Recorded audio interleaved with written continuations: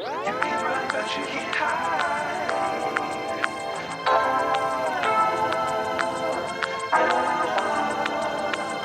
Yo, welcome to another episode of the Healing Exchange podcast. Thank you so much for joining in.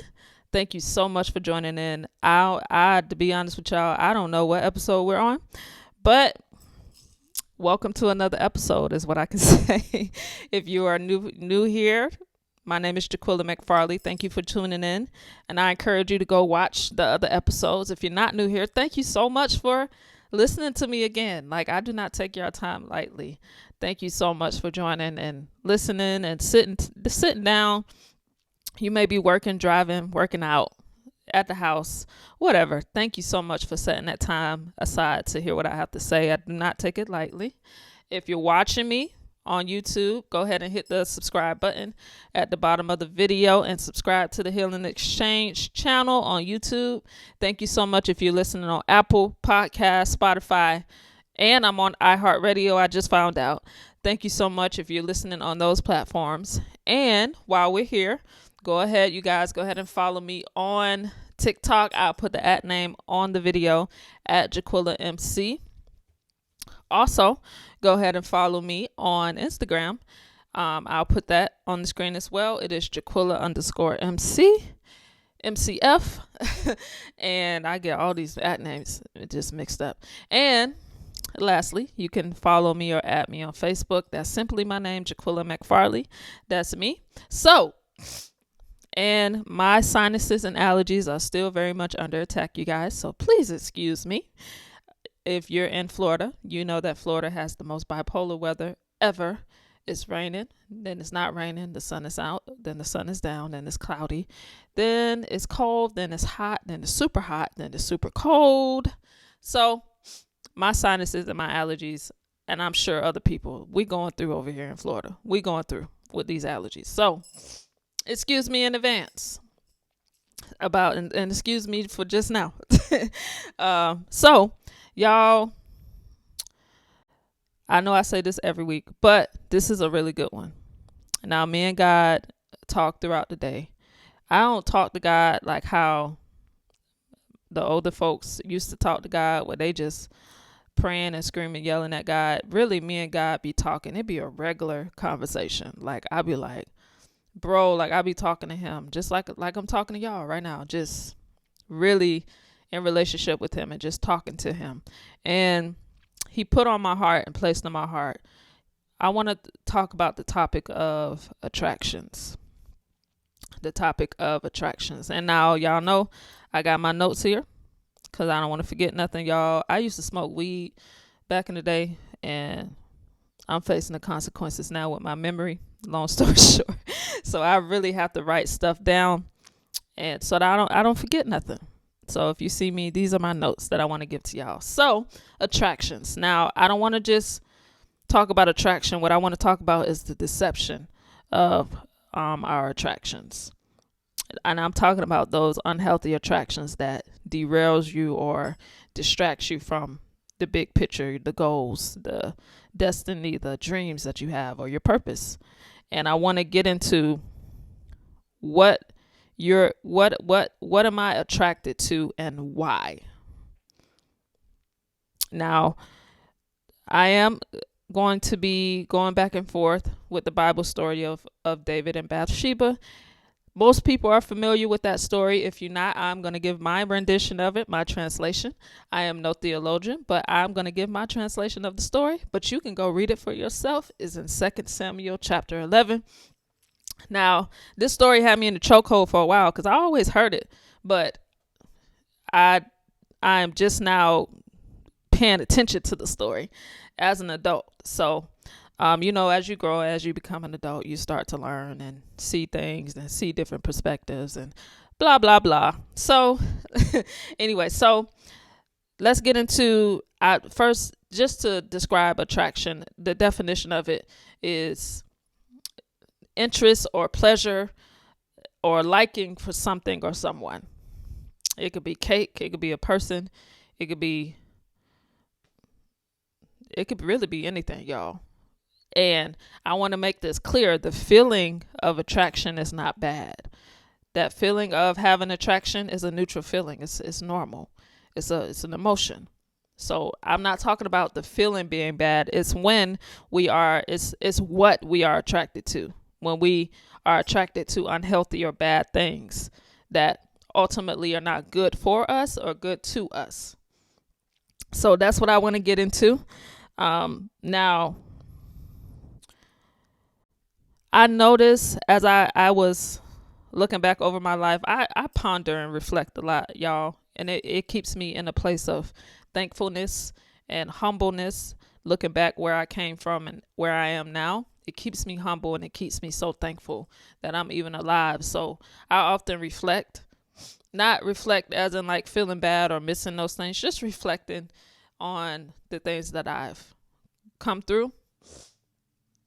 And I realized, and with me reading the story of David and Bathsheba, the attractions that we give too much attention to can potentially overpower us. So I want to use my life, my story as an example, as I always do. I had an attraction to the same sex. I had an attraction to women. And I gave attention to it, and it overpowered me. I always fell for women. Now, I also want to point out that we're not just born in this world with certain attractions. Something happened. So most of the times your attractions are birthed from trauma or birthed from what you saw growing up or what you seen and what you learned when you were little, either from your parents or whoever raised you. Your attractions are usually birthed from an event or something that happened or something that you saw. So I don't want you, because I used to feel bad that I used to be like, dang, I wish I didn't have this attraction to women. But I want you to know that some of your attractions are not your fault. It's because of what you've been through. It's because of the trauma. You didn't ask for the trauma. So let's not get stuck in feeling bad that you have certain attractions, like certain unhealthy and bad attractions. Let's get to what it is. Let's talk about what it is and then get to the root of why you have it. And then after that, we can take steps to how do I not give attention to it so that it doesn't overpower me. All right. So let me tell y'all this story about David and Bathsheba. So y'all, and I challenge y'all, read your Bible. The Bible got tea in it. Okay. So again, this is 2 Samuel chapter 11. You read it for yourself. I'm about to give my own rendition. I am no theologian, but I do read my Bible. So the story starts out, it's springtime. This is a time where all of the kings go out to battle, right? David is a king. He's supposed to be at this time going out to battle with the army, with his servants, with the people. So David decides, you know what? I ain't going to battle. I'm staying home. That was his first mistake. His focus got off track from his assignment. His assignment was, during this time, kings get up and go to battle. He decided to stay back. All right. David goes to sleep, takes a nap, gets up. He decides to take a scroll on the roof of his kingdom, on the roof of his house. When he takes his scroll, now remember, he's supposed to be in battle. He takes his scroll and notices a woman taking a bath. So he asks his servant, he was like, hey, who is that? Because to David, she was of unusual beauty. He was like, bro, who is that? And the servant was like, oh, that's Uriah's wife. Her name Bathsheba. And he was like, oh, I got to have her, basically. I got to have her. Go get her and bring her to me. He used his power to go get something he wasn't supposed to have. Now, y'all notice how he was taking that scroll and he saw that woman taking a bath. He saw Bathsheba taking a bath. How he gave attention to it. How he stared at her for too long. Now, his attraction is overpowering him because you can't walk around life with your eyes closed. He was going to notice her. So although you notice something that you take a liking to, if it's not good for you, you can notice it, but you don't give attention to it. That's where we messed up. When we give attention to those attractions, that's when it's a domino effect and it overtakes us. So back to the story. He was like, man, go get Bathsheba right now. I got to have her. So the man goes and gets Bathsheba. David sleeps with another man's wife. He sleeps with Bathsheba and sends her on her way. All right. He had his moment of pleasure from an attraction that he gave too much attention to that was not good for him. So Bathsheba comes back, sends a message, hey bruh, I'm pregnant and you the daddy. And he was the daddy because Uriah was out in battle. Uriah was in his assignment. Uriah is Bathsheba's husband, serving the king, out in battle, serving King David, doing what he's supposed to do. So David, I can imagine David is panicking now. Oh my God, I'm king. I done slept with another man's wife. Now the consequence is she is pregnant. I got to do something because this can't get out. I imagine that's what David is feeling. So David puts together this whole plan, and tells his servant, he gets Uriah, invites Uriah, Bathsheba's husband, to the house after they come back from battle, gets to know him, and tries to manipulate this man to tell him, all right, you just got back from battle, you should go home, and basically saying, in other words, go home and sleep with your wife, because David was trying to make Uriah sleep with his wife so that he knew the baby was his, but he didn't want to make it obvious that it was his. So if Uriah slept with his wife, they would be thinking that that's Uriah's baby. You see the manipulative plan that David was doing, all because he gave attention to an attraction he wasn't supposed to have. Now we got all this domino effect, and now he's suffering the consequences. So Uriah was like, all right, thank you, King David. David sends food home with him as a gift. Uriah didn't go home. Uriah stayed with the soldiers that were in battle. They slept out in tents that night, and because he felt like he was still in his assignment and still was serving and wanted to be with everybody else in battle. So David found out Uriah didn't go home. So I can imagine now David is really panicking now. So he invites Uriah back again, like, hey, like, why you didn't go home to your wife? Uriah was like, how could I go home? Basically, in other words, I'm in an assignment. I'm not ready to go home yet. What we're doing here is not over yet. The assignment is not done. So David gets this man drunk in hopes that he would go sleep with his wife. Y'all, the Bible got tea in it. He gets this man drunk. Like, I know now he gonna sleep with her. So again, Uriah's drunk and he didn't go home. So now David has to take desperate measures because this secret can't get out. I'm the king. This cannot get out. This cannot be seen as my baby. So Uriah sends a message to one of his servants. Put Uriah in the front line. The next time they go to battle, put him in the front line so that he can be killed in battle. You see how an attention to attraction, how it led him all the way to this, and how he strung along, and now all of these people are in this mess. He's involving people in his mess from a decision that he made, from an attraction that he gave too much attention to. So, long story short, Uriah is put on the front line, and Uriah gets killed. They send word to David, and now David goes. They tell Bathsheba Uriah got killed. Now Bathsheba's hurt. She's grieving her husband because that was her husband. She's grieving. Now she's collateral damage. Uriah was collateral damage, and then David goes and marries Bathsheba, so that the baby didn't seem like it was done, like he didn't sleep with another man's wife. Y'all, And then the consequence after all of that happened, because again, it was a domino effect. Now, but long story short, if you read further along, the baby that Bathsheba had from David ended up dying. And David ended up grieving and crying and not eating, and they lost the baby. So all of that, y'all, all of that, and there's many things you can get out of this story. But I want to talk about his attraction and how he could have avoided all of that if he had noticed it and ran the other way. So let's get into it. What am I attracted to and why?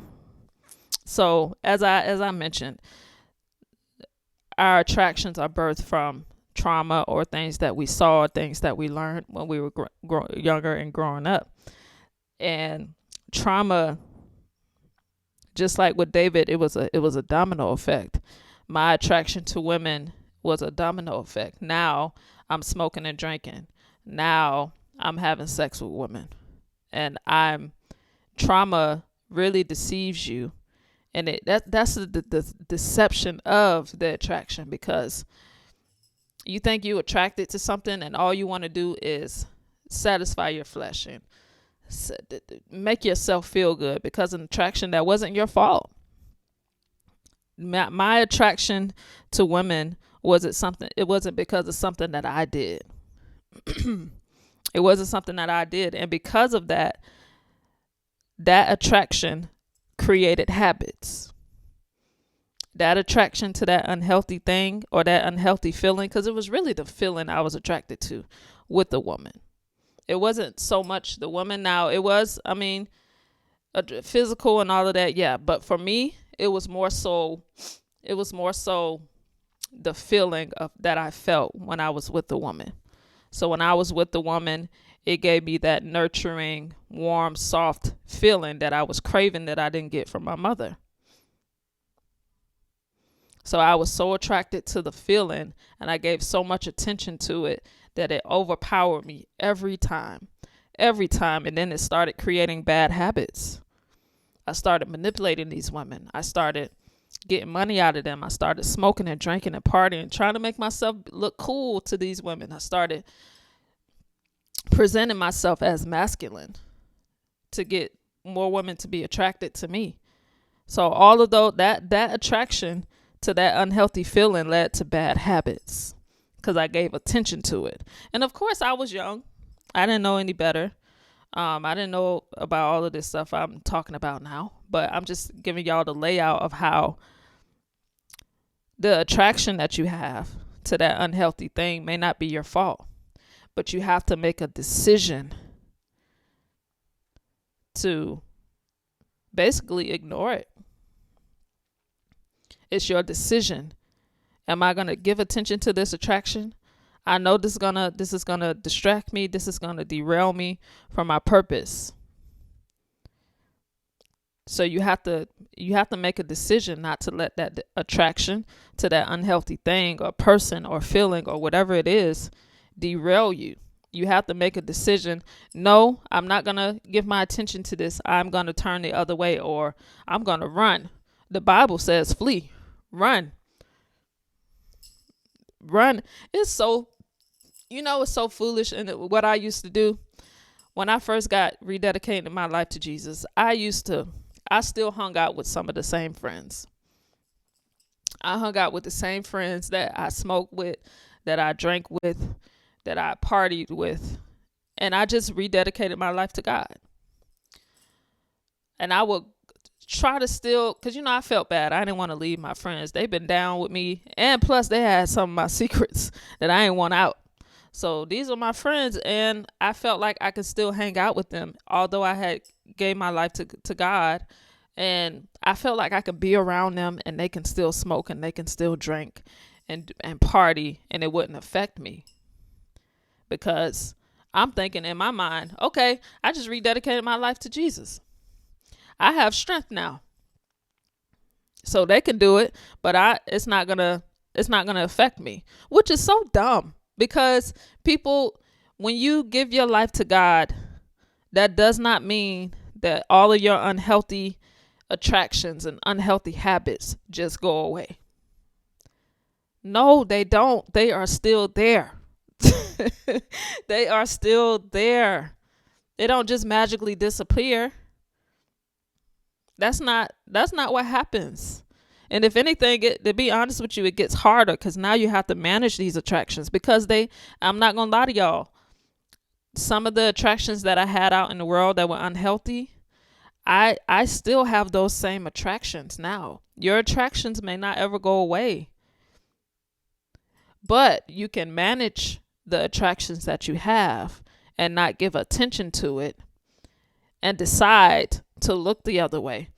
So as time goes on, as you keep turning the other way and rejecting those attractions, you start to master it. But that doesn't mean the attraction goes away or those bad habits, like those, now I want to say bad habits can go away. But those attractions, those feelings that you have that were unhealthy that you had out before, like in the world, they don't just go away. You have to learn how to manage it and not give attention to it. Because again, whatever attraction you give attention to overpowers you. Even neutral attractions. Like, I'm attracted to cheesecake. I like it. It's pleasurable.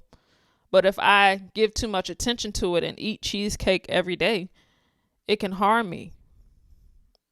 It can throw my health off. It can bring my sugar up. So even in those things, you have to manage your attractions. You have to say no to yourself. The more you indulge in those unhealthy attractions, the more your appetite grows for them. The more I indulged with women, the more I indulged with smoking and drinking, the more I indulged in that and gave attention to it, my appetite grew for it. I wanted more. And when your appetite grows, that appetite never gets fulfilled. You never get fulfilled. It just gets bigger and bigger. You keep feeding it. It never gets fulfilled though. So, how do I manage my attractions? How do I manage those things that it looks good to my eye, but I know it's not good for me. It's not good for my purpose. How do I manage it? You have to change your default settings. You have to change your habits. If you want a change in your life for the better, and whatever you believe in, I believe in Jesus, but whatever you believe in, if you want to change your life for the better, you really have to change your default settings from what you used to do. That was not good for you. You have to change your habits. You have to create new norms. And once you change your habits, and also change your emotional appetite, you have to change. For example, if I make a decision like, hey, I want to lose weight. I want to be more healthier physically. Now, I used to eat greasy pizza and wings, fried chicken, French fries, McDonald's, fast food, whatever. I liked that. That was my attraction. That pleasured me. But now that I'm making a decision that I want change, I want to be healthier. Now I have to eat vegetables. I have to eat fruit. I have to cook. I have to cut out so many carbs. I have to cut out so much salt and sugar. And in the beginning, it does not taste good. Those vegetables don't taste good in the beginning because you have to change your taste buds. You have to change your appetite for it to like it. Just like when it comes to spending time with God. In the beginning, for me, spending time with God was more so discipline. I had to get up early in the morning, not super early, but make it a point to get up early enough to make God, talk to him first. And in the beginning, my time spent with God, my devotion, it started off as discipline. I didn't like it. I had to get up. I was tired. Didn't feel like talking. Reading the Bible in the beginning was so boring. So devotion and just changing your habits, creating a new default setting mentally, physically, and emotionally, changing your mindset. It starts off as discipline that you have to be consistent in. You're trying to unlearn 20, 30 years of trauma and bad habits and unhealthy attractions, you're going to have to stay consistent to change your default settings. You're going to have to be consistent in eating healthy. You're going to have to be consistent in going to the gym. You're going to have to be consistent in reading books. You're going to have to be consistent in using emotional intelligence, consistent in therapy. You have to be consistent in order to change your default settings. That way you can manage your attractions. When you change your default settings and change your environment, your attractions, those things that you're attracted to that are those unhealthy attractions, shouldn't even be in your vicinity. You get what I'm saying? So change your default settings. You have to make a decision. Your decision has to win. If you want change for the better, if you want to change your taste buds and your appetite to something healthier, when those attractions come up, when you get that feeling or that craving, you have to really make a decision that, no, I'm going to win. I'm not going to give attention to this. I'm going to turn this way and stay consistent in what I'm doing until my taste buds change, until my emotional and mental thinking changes. And I always say this, I said this on a few podcasts, our feelings, we cannot go off of our feelings. We can't listen to our feelings and make them truth all of the times. Our feelings are valid. You're supposed to feel. Your feelings are valid, but our feelings are not. Our feelings can change. Our feelings can contradict each other. So you got to sit in those feelings when you're craving something that you know it's not good for you. And this is food. Could be a person. This could be a feeling. Sit with that feeling. Don't be so eager to jump on it. Sit with it. Think. Feel it. Because your feelings or your emotions are always going to pass. They're always going to change. So that's my challenge to y'all this week. Evaluate those unhealthy attractions that you have. Because again, remember, you may always have that attraction. You may not be able to get rid of it because you can't undo trauma. You can't undo past events. It already happened. But you can manage that unhealthy attraction and not to give attention to it. And when you don't give attention to it, it can't overpower you. All right? So I'm going to see y'all on the next episode. Thank you again for joining the Healing Exchange podcast. Peace.